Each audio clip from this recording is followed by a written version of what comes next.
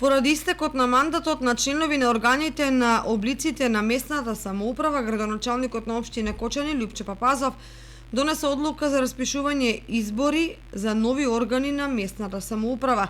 Согласно статутот на општина Кочани, изборот на нови членови ќе се реализира на собири на граѓани, кои во септември се планира да се организираат во 7 местни заедници. Во Оризари и во Прибачево изборот на нови членови на местните заедници е закажан за 13 септември во 18 часот и 30 минути во салата на поранешната општина Оризари и во 20 часот во училишниот објект во Прибачево.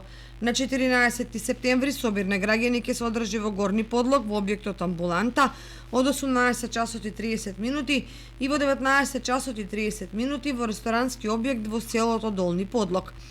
Изборот на новите членови на местните заедници Тркање и Бели ќе се одржи на 15 септември во училишните објекти во Тркање со почеток во 18 часот и 30 минути и во Бели во 20 часот.